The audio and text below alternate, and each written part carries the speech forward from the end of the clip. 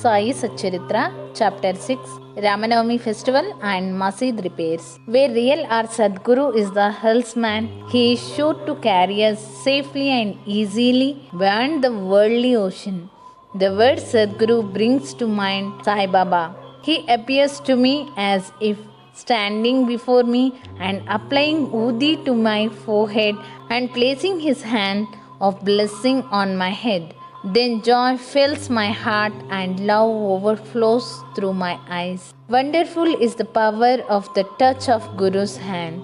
The subtle body, which cannot be burnt by the world dissolving fire, is destroyed by the mere touch of Guru's hand, and the sins of many past births are cleaned and washed away. It awakens in us I am Brahman. Unconsciousness manifests the joy of self-realization and dissolving the distinction of I and thou, then and there, make us one with the Supreme. When I begin to read scriptures, at every step I am reminded of my Sadguru and Sai Baba. Assumes the form of Rama or Krishna and makes me listen to his life. For instance, when I sit to listen to Bhagavatam, Sai becomes Krishna from the top to toe, and I think he sings the Bhagavatam or Uddhava Gita for the welfare of devotees. When I myself start to write anything, I cannot compose a few words or sentences, but when he of his own accord makes me write, I go on writing, and there is no end to it. When the disciple's egoism props up, he presses it down with his hand, and giving him his own power makes him gain his object, and thus satisfies and blesses him. If anyone prostrates before Sai and surrenders heart and soul to him, then unsolicited, all the chief objects of life, viz. Dharma, Artha, Kama and Moksha, are easily and unsolicitedly attained. Four paths, viz. Of Karma, Jnana, Yoga and Bhakti, lead us separately to God.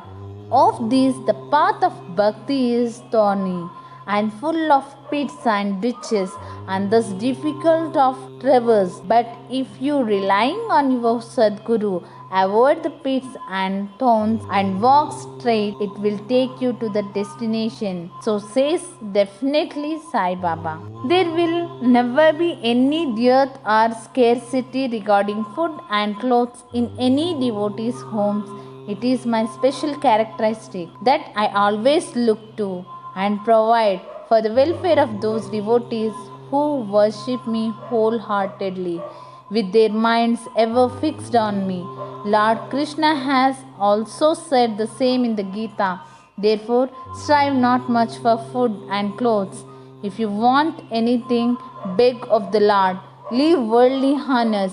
Try to get Lord's grace and blessings and be honored in His court. Do not be deluded by worldly honor. Then it will be calm, peaceful and carefree. This is the sign of the mind being well engaged in good company. If the mind is vagrant, it cannot be called well merged. After quoting these words, the author goes on to relate the story of Rama-Navami festival in Shirdi. As Rama-Navami is the greatest festival celebrated at Shirdi, another fuller accounts as published in Sai Leela magazine of 1925. One Mr. Gopalrao Gundu was a circle inspector at Kopargan. He was a great devotee of Baba. He had 3 wives but had no issue. With Sai Baba's blessings, a son was born to him. In the joy that he felt regarding the event, an idea of celebrating a fair or ursu occurred to him in the year 1897, and he placed it for consideration before other Shirdi devotees, viz. Tatya Patil, Dada Kote Patil and Madhavrao Deshpande alias Shama. They all approved of the idea and got Sai Baba's permission and blessings. Then an application for getting the collector's sanction for celebrating the Urs was made. But as the village Kulkarni reported against holding the fair, the sanction was refused. But as Sai Baba had blessed it, they tried again and ultimately succeeded in getting the collector's sanction. The day for the Urs was fixed on the Rama-Navami day. After having consideration with Sai Baba, it seems he had some end in view. In this was the unification of the two phases of festivals, the Urs and the Rama-Navami, and the unification of the two communities, the Hindus and the Mohammedans. As future events showed, this end or object was achieved. The water of the well was insufficient, so Tatya Patil had to arrange to get water from a well by fixing motors thereon at a considerable distance. Then temporary shops had to be constructed and wrestling boats arranged. Gopal Rao Gundu had a friend by name Damu Anna Kasar of Ahmednagar.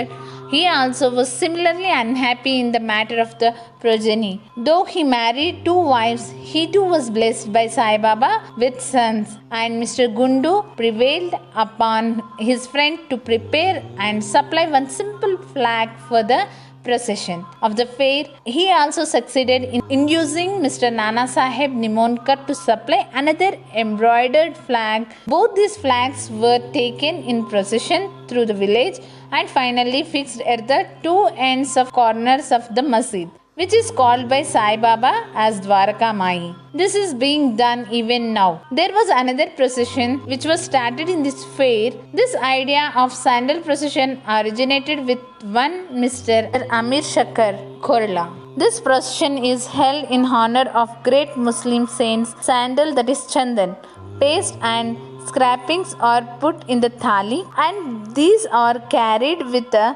incense burning before them in procession to the accompaniment of a band and music through the village, and then after returning to the masjid, the contents of the dishes are thrown on the nimbar and the walls of the masjid with hands.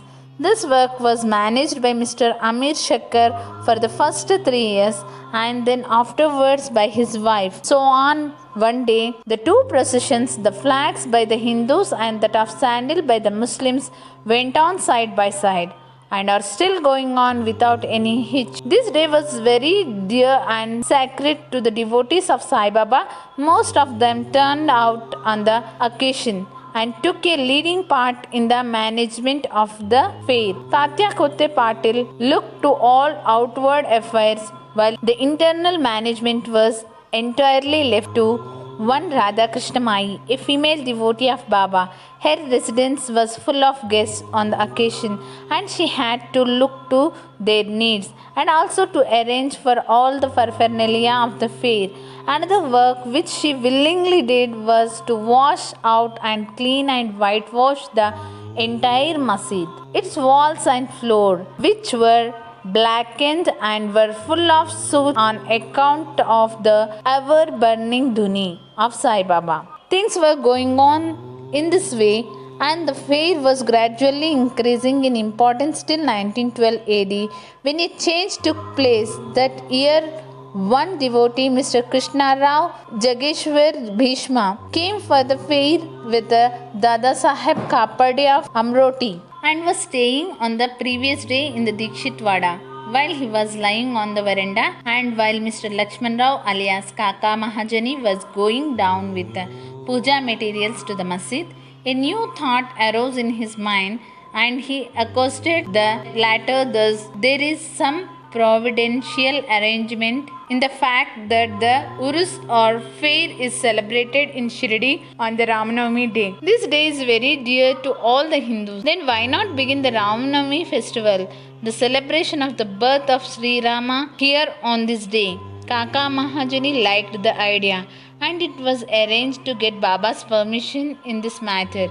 The main difficulty was how to secure a Haridas who would perform Kirtana and sing the glories of the Lord on the occasion. But Bhishma solved the difficulty by saying that his Ramakyan was ready and he would do the Kirtana himself while Kaka Mahajani should play on the harmonium. Being rather perturbed Mahajani could not catch the purport of the question and remained silent.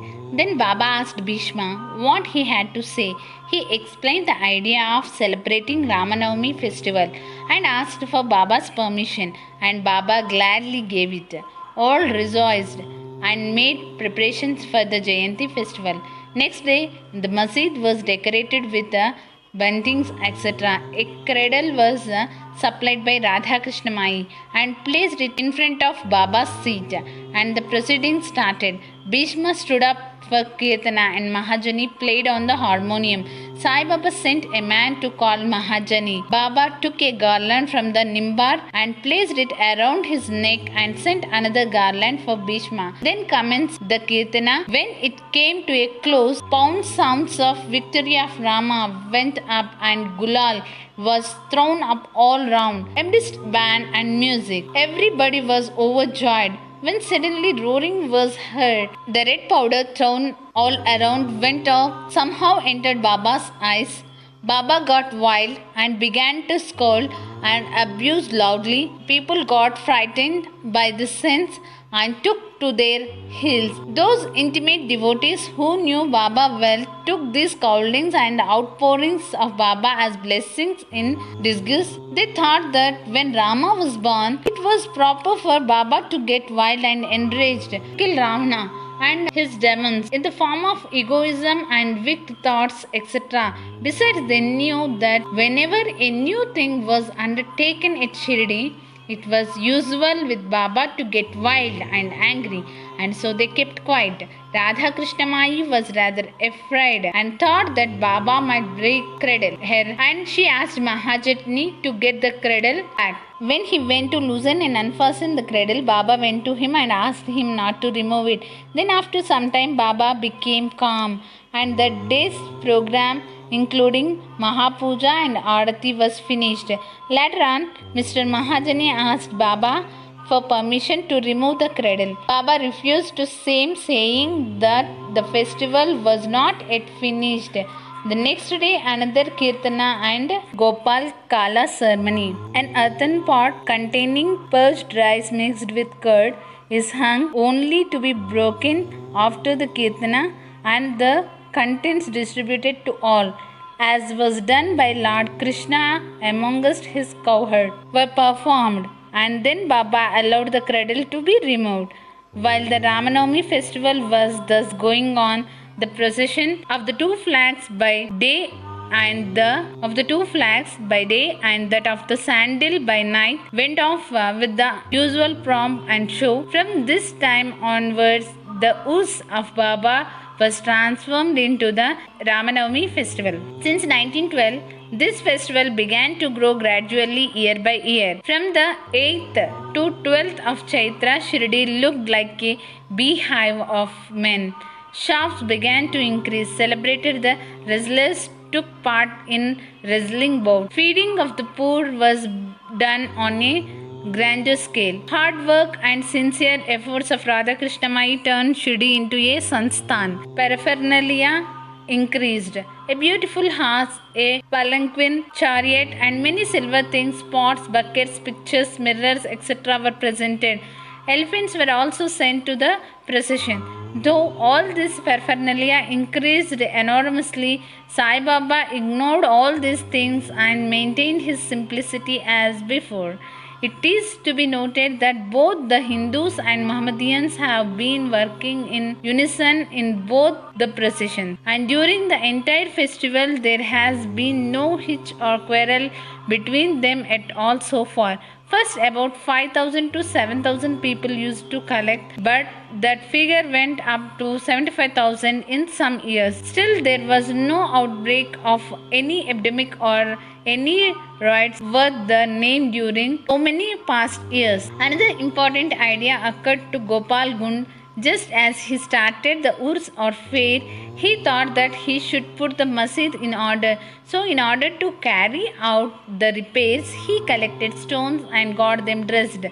But this work was not assigned to him. This was reserved for Nana Sahib Chandorkar and the pavement work for Kaka Sahib Dikshit. The open space in front of the masjid was very small and inconvenient. Kaka Sahib Dikshit wanted to extend it and put on it a roofing. At great expense, he got iron posts and pillars and trusses and started the work. At night, all the devotees worked hard and fixed the posts, but Baba, when he returned from Chavadi, next morning uprooted them all and threw them out.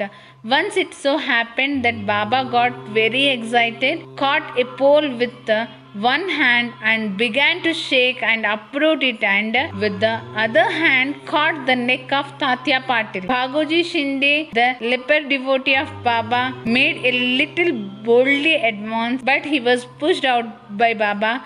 Madhavrao was also similarly treated, he being pelted with brick pieces. So all those who went to intercede were similarly dealt with. But after some time, Baba's anger cooled down. He sent for a shopkeeper, got from him an embroidery peta, and himself tied it on Tatya's head. As if he was being given a special honor, all the people were wonderstruck to see this strange behavior of Baba. They were at a loss to know what enraged Baba so suddenly and what led him to assault Tatya Patil and why his anger cooled down the next moment. Baba was sometimes very calm and quiet and talked sweet things with love, but soon after, with or without any pretext, got enraged. Many such incidents may be related, but I do not know which to choose and which to omit. I therefore refer them as they occur to me.